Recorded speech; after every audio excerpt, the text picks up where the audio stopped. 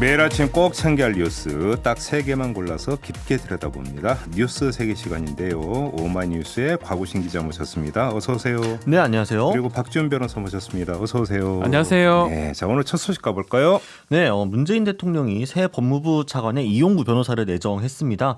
윤석열 검찰총장의 검사 징계위원회가 진행될 수 있도록 이례적으로 좀 빠른 인사라는 평가가 나왔는데요. 다만 이제 새 차관이 검사 징계위의 위원장 역할을 맡지 않도록 할 방침이라는 보도들이 다수 나왔습니다. 다만 이제 이게 대통령의 직접 지시였느냐 여부에 대해서는 보도마다 좀 엇갈렸고 청와대에서는 그런 지시를 대통령이 내린 적이 없다라고 이야기는 했는데요. 네. 징계위는 일단 예정대로 오는 4일 열릴 예정입니다. 신임 차관의 임기는 오늘부터 시작이고요. 강민석 청와대 대변인은 서면 브리핑에서 검찰개혁 등 법무부 당면 현안을 공정하고 중립적으로 해결하고 조직을 안정화하는 데 기여할 것이라고 평가했습니다. 다만 이제 이용구 변호사 내정 이후 여러 논란들이 좀 불거지고 있는데요. 일단 강남에 아파트 2채를 보유한 다주택자 이야기가 나왔습니다. 3월 공시가 기준 합산 20억 정도였고 현재는 25억 정도라고 하는데요. 고위공직자 인선 기준으로 1주택자를 원칙으로 하고 있으나 이와 안 맞다는 지적이 나왔습니다. 또 중앙일보 보도에 따르면 이용구 내정자가 월성 원전 1호기의 경제성 조작 의혹으로 고발된 백운규 전 산업통상자원부 장관의 변호를 맡고 있는 것으로도 알려져서 아직까지 사임기 제출은 이루어지지 않았다고 하는데요. 이해 충돌에 해당한다 이런 지적도 나오고 있습니다. 네, 뭐 지금 그 이용구 내정자 아직까지는 내정자라고 부르는 게 맞겠죠? 것 같습니다. 네. 네. 뭐 그러니까 개인적인 문제 부분들도 이제 물론 제기가 돼야 되는 검증 차원에서 제기가 돼야 되는 문제이긴 하겠습니다만 일단 지금 발등에 뿌리자 현안은 이제 징계위 그렇죠. 이 부분이기 때문에 일단은 이제 법무부 차관이 징계위원회 위원장이냐 아니냐는 둘째치고 네. 징계위원으로는 들어가는 거 아니겠습니까? 다시 말씀드리면 7명입니다. 위원은 네. 첫 번째 법무부 장관, 두 번째 법무부 차관 두 사람은 당연직이고요. 네. 법무부 장관이 지명하는 검사 2인 그리고 법무부 장관이 위촉하는 변호사, 교사, 학식과 명망이 있는 자 이렇게 3명입니다. 네. 7명이 되는데 교수 교수입니다. 죄송합니다. 네. 네. 뭐 교사일 수도 있겠죠. 네. 뭐 그럴 수도 네. 있겠죠. 예. 일단은 그렇게 돼 있는데 차관이 지금 빠져버리면 당연직이 또 특히 지금 법무부 장관은 청구권자이기 때문에 이해관계자이기 때문에 의결을 할 수가 없습니다. 네. 그러면 사실은 과반의 출석해서 과반이 찬성을 해야 되는데 이 위원회 자체가 열기가 좀 어려운 상황이 될 수 있기 때문에 법무부 차관을 좀 빨리 또 선임을 한 걸로 보이고 예. 실제로 고기영 전임 차관이 이렇게 좀 사의를 얘기했을 때 뭐 이런 것까지 다 좀 저는 보고가 좀 됐지 않았을까 생각이 듭니다. 그래서 그럼 그렇게 해야 되지 않겠나라고 결정이 됐었고 그 타임라인에 맞춰 가지고 지금 징계위원회까지 일정이 짜진 것으로 보입니다. 그러니까요. 그러니까 국무회의 끝나고 문재인 대통령하고 이제 10분 독대를 했다 네. 해가지고 뭐 여러 가지 썰이 나왔습니다만 전후 과정 뭔가 벌어진 일을 종합을 해보면 차관 인사 문제가 논의 됐을 가능성이 일단 좀 가장 높고 뭐 청와대에서 발표 난 걸 보면 선후 관계로는 좀 그런 것 같긴 해요. 네. 그러니까 징계위를 빠른 시일 내에 열어야 한다는 것에는 이제 청와대에도 분명한 입장을 가지고 있는 것으로 이번 내정을 통해서 알 수 있을 것 같고요. 또 이제 개인적으로 좀 의혹이 나오고 있는 부분들에 대해서는 뭐 예컨대 주택 같은 경우에는 청와대에서 이제 1주택을 매각하도록 권고를 했다라고 이야기를 하고 있고 이제 백운규 전 장관과 관련된 변호는 이제 사임계를 제출을 해야 되는데 언제 할 것이냐 뭐 이런 정도로 이야기가 되고 있는 것 같습니다. 다만 이제 방금 변호사님께서 얘기를 해주신 것처럼 이런 좀 뭐랄까 빠른 인선을 통해서 의지를 표명한 만큼 그런 징계위가 무사히 열릴 수 있겠느냐 그리고 징계위는 어떤 결론을 낼 것인가 뭐 징계 수위라든가요. 그리고 여기까지 좀 보고 나서야 전체적인 윤곽에 대해서도 이야기를 할 수 있지 않을까. 지금은 약간 좀 전에도 말씀드렸습니다만 코끼리를 이렇게 여기도 앉았다 저기도 앉았다 해서 좀 그렇죠. 전체적으로 파악하기 어려운 상황이니까요. 위원장을 그러면 이제 보도에 따르면 원래 법무부 차관이 할 가능성이 있었는데 하지 않는다고 하면 위촉하는 3인, 그러니까 변호사, 뭐 교수, 뭐 명망이 있는 자 이 3명 중에 뭐 한 명이 되지 않을까 생각이 듭니다. 뭐 그 규정을 제가 찾아보니까 호선을 하도록 돼 있더라고요. 아 호선입니까? 예, 3명 중에 지명을 할 수 있도록 돼 있으면 뭐 좀 신분이나 아니면 연령이 좀 많은 사람이 위원장이 될 가능성이 높지 않을까. 그런데 지금 봅니다. 이제 윤석열 총장 측에서는 연기를 해달라. 네. 뭐 그러니까 지금 이렇게 이제 그 어제 입장을 밝혔고 오늘 공식적으로 접수를 하겠다는 거 아니겠습니까? 네. 연기 요청을. 그런데 법무부에서는 이제 뭐 받아들일 것 같지는 않고요. 네. 법무부에서 나왔던 입장 같은 경우는 그렇게 되면은 이제 정말로 내일 징계위원회가 열리느냐 마느냐. 뭐 여러 가지 얘기가 있어요. 이런 얘기가 있더라고요. 5일 정도는 연기를 한다면 5일 정도 시간을 줘야 되는데 뭐 그런 규정을 어긴 게 아니냐라고 윤석열 총장 측에서 얘기를 하고 있는데 네. 그거 좀 확인해 보니까 이게 효력 규정은 아니고요. 훈시 규정입니다. 그렇게 해도 되는데 하면 좋은 거고 안 한다 하더라도 뭐 위반이 돼가지고 중대한 흠결이 생기는 거 아닌 걸로 지금 확인이 되거든요. 그런 걸 봤을 때는 아마 내일 4일날 뭐 징계위원회 열릴 것으로 보이고 네. 뭐 이렇게 윤석열 총장이 계속 얘기하는 거는 이 절차적 하자가 생겼을 때 소송에서 좀 유리합니다. 뭐 그런 것까지 생각을 하고 여러 가지 어떤 절차적 하자를 찾기 위해서 요구를 하고 요청을 하는 것으로 보입니다. 그러니까 그 법무부에서 이제 그 나온 거 보니까 이게 이제 한번 연장이 됐던 것이기 때문에 그렇죠. 그 한번 연장이 됐던 징계위에 대해서 뭐 다시 5일 규정 이런 것들은 아니다. 뭐 그렇죠. 이런 식으로 적용 안 될 가능성이 있다라는 거죠. 예, 그 지금 법무부에서 이런 입장이 나왔다고 하는데 네. 일단 당장 궁금한 점은 예정대로 내일 열리느냐. 네. 그렇죠? 네. 이게 일단 좀 당장 궁금한 것인 거고요. 뭐 법상으로도 가반만 출석하면 돼요. 지금 네. 말했던 사람들 중에 뭐 법무부 장관을 빼더라도 6명이니까요. 예. 3명이 위원이 출석을 하면 되거든요. 음. 근데 뭐 지금 지명된 검사도 지금 알 수가 없고 네. 뭐좀 흘러나오는 얘기는 있지만 그 사람들이 맞는지 지금 확인이 안 되고 있고 예.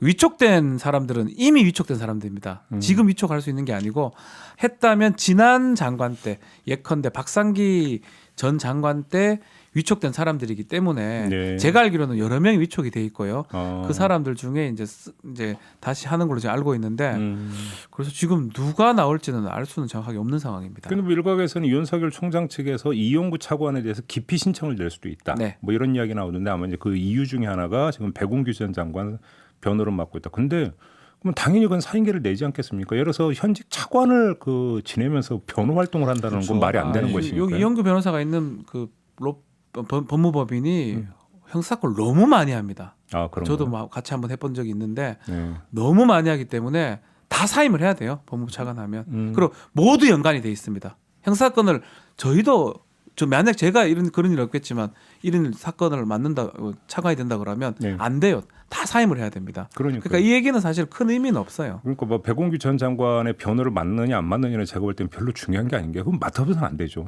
안 맞습니다. 차관이 되는 순간에 그리고 맡는다라면 그 말이 너무나 안 많은 되는 형사건을 하고 있기 때문에 다 검찰하고 연관성이 있습니다. 지금. 네. 근데 다만 이제 야권이라든가 일부 언론에서는 계속해서 지금 이용구 신임 차관이 친여 인사다.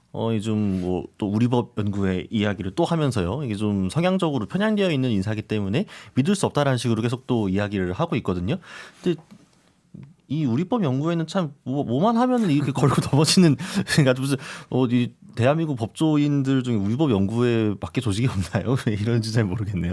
그 쓰기에 좋은 정가의 보도가 아닌가 생각이 듭니다. 그랬던 적도 있을 수 있지만 대부분 아니거든요. 사실 그걸로 뭐 이념화돼 있다고 보기 좀 어려운데 언론에 보도되는 거는 뭐 우리법, 또 인권법 그 두 소속이면 뭔가 큰일 날 것처럼 이렇게 보도되는 경향이 좀 있습니다. 알겠습니다. 자, 다음 뉴스로 넘어가죠. 네, 일부 언론사들이 최근 논란이 되고 있는 법조기자단을 해체해야 한다며 법적 대응을 시사하고 있습니다. 뉴스타파와 미디어오늘은 서울고등검찰청과 서울고등법원에 기자실 사용 및 출입증 발급 신청서를 제출할 계획인데요. 이 신청이 반려될 경우 공공기관의 처분이 위법부당하다는 행정소송 그리고 헌법소원도 진행하겠다라는 계획입니다. 소송은 이제 민변 미디어언론위원회에서 위임을 한다고 하는데요. 실제로 해당 신청은 기자단 자체 심사 및 투표 등을 거쳐야 하기 때문에 반려될 가능성이 상당히 높습니다. 법조기자단을 운영하는 곳은 지금 헌법재판소, 대법원, 서울중앙지법, 대검찰청, 서울중앙지검 등인데 이들 기자단은 좀 다른 출입처 기자단과 비교를 해도 다소 좀 폐쇄적으로 운영되고 있는 편이라는 지적이 계속 나오고 있습니다. 특히나 이제 법조계 인사들과 기자들이 유착되는 거 아니냐, 카르텔이 형성되고 있다 이런 비판이 어제 오늘의 일은 아니기 때문에 청와대 국민청원 게시판에도 검찰 기자단 해체 청원에 24만 명이 넘는 분들이 동의를 하고 있습니다. 과연 이번 언론사들의 움직임이 기존 출입처 관행의 문제점을 개선하는 데 도움이 될지 관심이 모입니다. 간단히 얘기하면 이런 거잖아요. 뉴스타파 미디어오늘이 이제 그 우리도 그 출입을 하겠다. 네. 근데 워낙 폐쇄적으로 운영이 되니까 거부를 하면 그렇죠. 바로 그거에 대해서 이제 그 소송 들어간다. 네. 이런 계획이라는 거죠. 법적인 판단을 받을 수 있는 어쩌면 요건들이 마련된 겁니다. 만약에 뭐 거부할 걸로 보이거든요. 지금 관례대로라면 그렇게 되면 소송 제기가 가능하고요. 또 이게 뭐 다른 형식이라면 헌법 소원도 가능합니다. 네. 그렇기 때문에 이제 이거에 대해서 언론의 자유라든지 여러 가지 법적인 어떤 테두리 안에서 좀 판단을 받을 수 있지 않을까. 지금 오마이뉴스 기자 나와 있는데 네. 박 기자 오마이뉴스도 지금 출입 정지 지금 된 상황 됐나요? 아직 확정 아닙니다. 다음 주 이제 대법원 확정되겠죠. 기자단 예, 투표가 나와 확정될 것 있기 같은데 때문에 오마이뉴스도 같이 이제 할 수가 있죠. 이거에 대해서 다툼을 한다 그러면 아니 이왕 뭐 입을 뗐으면 정확히 사유까지 말씀을 해주셔야죠. 그러니까 그 이른바 판사 사찰 문건 네네. 그 전문을 공개했다는 이유로 그렇게 된 겁니까? 네, 이제 전문을 공개를 했는데 그냥 전문 공개가 문제가 아니었고 이거를 사진을 통해서 그러니까 서류를 있는 그대로 보여줬다. 이걸 그래픽화 작업을 하거나 인용 보도를 한 것이 아니라 그대로 보여줬기 때문에 취재원과의 약속을 위반한 거다. 엠바고 파기다. 이게 이제 대검 기자단의 중론이었고 대검 기자단에서 출입 정지 1년을 이제 의결을 했고 이게 투표가 나와갔고요. 그걸 이제 대법원 기자단에서 최종 확정 투표를 다음 주 중에 열린다고 저는 합니다. 이해가 안 되는 게 아니 그 변호사가 아마 그 요청을 했는 걸로 제가 알고 있습니다. 네. 공개를 했잖아요. 공개를 했으면 국민들을 위해서 공개를 하는 게 문제지 그 사람이 주는 대로 짜집기를 해서 공개한다는 게 그게 정상적인 언론입니까? 저는 오마이뉴스가 했던 게 바람직하다고 생각이 드는데 바람직하게 하니까 넌 우리 말 안 들었다. 나가라. 무슨 이런 게 다 있습니까? 그러니까 이제 변호인 측에서 요청했던 그 내용 자체가 과연 이제 그 합리적으로 그 상식적으로 판단될 수 있는 부분인지가 좀 일단 논점 중에 하나인 것 같고요. 그러니까 그거를 그래픽으로 만들어서 보도하는 것도 상관이 없고 사진을 보도하는 거는 문제다. 서류 자체는 공개되면 안 된다라는 식으로 이야기를 하는 그 자체가 조금 또 논란이 분명히 있을 것 같고요. 또 이게 국회를 통해 가지고 추후에 결국 공개가 됐습니다. 그래서 JTBC 등은 그 이후에 이제 관련해 가지고 보도를 했거든요. 똑같이 보여줬거든요. 근데 이제 JTBC는 국회를 통해서 이미 공개가 된 거기 때문에 엠바고 파기가 아닌 거고 저희만 이제 엠바고 파기로 걸려가지고 아무튼 근데 이제 오늘 이야기는 오마이에 대한 징계가 이제 그 본 주제는 아니죠. 예. 법조 기자단이 그만큼 법조 기자단이니까 주제이니까. 그러니까 사실은 뭐 예전에도 기자 출입 기처 없애려고 막 하다가 아직까지 이제 뭐 다 없어진 것도 아니고 특히 법조 기자단은 외국에는 사실 없는 거잖아요. 뭐 제가 알기로는 우리나라 뭐 일본에는 있나요? 좀 정확하게는 제가 모르겠는데 네. 문제가 있는 것 같아요. 출입을 계속하고 기자단을 꾸리다 보니까 검찰화 되는 것 같아요. 검찰의 얘기를 듣고 너무 검찰 입장이 돼버린다. 검찰뿐만 아니고 다른 데도 출입을 하고 있겠지만 그런 부분이 가장 문제가 아닌가 생각이 듭니다. 그러니까 이제 뭐 출입처 제도가 운영되고 있는 거는 법조만이 아니라 뭐 여러 곳들이 운영을 하고 있죠. 그리고 뭐 모든 출입처가 뭐 무조건 다 뭐 악이다, 문제다 저는 이렇게까지 말하고 싶지는 않고요. 다만 이제 원래 기자단이 만들어졌던 것 자체부터가 기자들이 뭉쳐가지고 공공기관이나 견제해야 될 그 출입처들과 관계를 맺으면서 이 정보 보도를 통해서 국민의 알 거리를 더 보장하자는 차원에서 원래 만들어진 거였는데 오히려 기자단들이 출입처와 유착 관계를 보이면서 오히려 국민의 알 거리를 해치고 있는 형국들이 종종 나오고 있다. 그렇죠. 뭐 특히나 이제 검찰 기자단 같은 경우에는 자꾸 이제 뭐 검찰 관계자 발 소스들 출처를 정확히 확인할 수도 없고 팩트 체크도 어려운 일방적인 정보들이 자꾸만 뭐 남발되기도 하고 그래서 피의사실 공표 금지 관련도 뭐 이야기가 나왔습니다만 여전히 또 아름아름 그런 보도들이 나오고 있지 않습니까? 이게 아무래도 정보를 출입처 쪽에서 그 독점하고 쥐게 되면은 기자들의 네. 마음대로 요리할 수밖에 없거든요. 그래서 이런 문제에 대한 전반적인 좀 성찰은 분명히 필요한 것으로 뭐 보입니다. 극단적인 경우긴 하지만 검언 유착도 뭐 아직까지는 진행 중이긴 하지만 여기서 뭐 발발했다고 볼 수도 있는 거거든요. 알겠습니다. 자, 아무튼 기자단 이제 그 출입 신청을 어떻게 할 건지 일단 이거가 이제 먼저 네. 우선 관심사가 되겠네요. 자, 마지막 뉴스로 넘어가죠. 네, 경찰법 전부 개정안이 여야 합의로 국회 행정안전위원회 법안심사소위원회를 통과했습니다. 이에 따라 여권의 주요한 경찰개혁 방안 중 하나인 자치경찰제 도입이 가시화됐는데요. 기존 경찰 조직을 국가경찰과 자치경찰로 나누어서 지휘감독을 달리하도록 하는 게 골자입니다. 검경수사권 조정으로 자치경찰 권력이 비대화되는 거 아니냐라는 비판의 개선책이 나온 거고요. 자치경찰은 관할 지역 내 주민 생활안전, 교통, 행사안전관리, 학교폭력 업무 등 이제 민생 관련에 집중을 하게 되고요.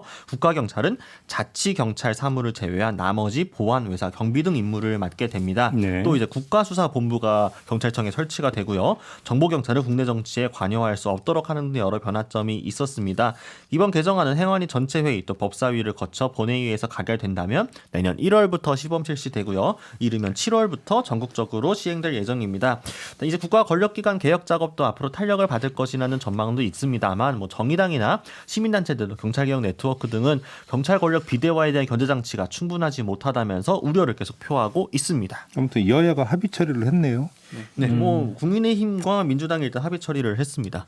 그래요. 네. 이렇게 된다면 이제 뭐 상임위 전체위 통과하고 뭐 본회의까지 통과하는데 뭐 큰 애로사항은 없을까 이렇게 봐도 되는 겁니까? 일단은 그렇죠. 합의가 됐기 때문에 네. 아마 뭐 내년 만약에 이제 된다 그러면 1월부터는 이제 운영이 될 수가 있거든요. 시범 이제 실시가 될 수 있는데 예. 그래서 좀 늦긴 늦어서 사실 좀 논의는 뭐 충분히 됐는지 사실 모르겠습니다. 어쨌든 간에 합의 처리된 부분은 뭐 다행스럽다라고 보입니다. 왜냐하면 공수처 등 또 검경 수사권 조정 등 검찰 개혁 법안이 바로 그거 다 통과되는데 이것까지 안 되면 뭔가 엇박자가 될 수가 있거든요. 같이 가야 되는데 좀 늦게나마 그런 부분은 좀 다행이다 생각이 좀 듭니다. 다만 이제 이번 합의가 이제 민주당과 국민의힘이 하나씩 좀 주고받는 과정에서 있다 보니까 진짜로 경찰 개혁을 하겠다고 했던 기존의 목적에 합당한 정도의 수준이 됐느냐 이건 조금 논란이 그렇죠. 있을 수 있을 것 같습니다. 뭐 이제 민주적 통제 또 이제 권한을 분산 축소하는 게 이제 이번 개혁의 원칙이어야 돼야 되는데 좀 그걸 하기에는 실질적으로 많이 모자란 방안 아니냐 이런 게 지금 계속 나오고 있으니까요. 앞으로 뭐 전체 회의나 이런 데서 두 거대 정당이 합의를 했으니 처리 자체는 뭐 무난하게 되겠지만 소수 정당 등이나 시민단체들에서 계속 반대하는 이유들도 충분히 좀 새겨들어야 되지 않을까 싶긴 합니다. 그렇죠. 견제 장치 그 부분입니다. 뭐 정의당 등등 주장하고 있는 그런 부분에 대해서 뭐 마지막까지 조금 더 논의가 좀 돼야 될 부분 같고 다만 이제 권력기관 개혁에 이거 빠지고 나머지가 개혁돼 버리면 뭐가 안 맞습니다. 그렇죠. 그 부분에 대해서는 충분히 그럼요. 뭐 시간상으로는 맞다라고 생각이 듭니다. 알겠습니다. 자, 오늘 뉴스 세계는 이렇게 마무리를 하도록 하겠습니다. 박지훈 변호사, 곽우신 기자와 함께했습니다. 고맙습니다. 감사합니다.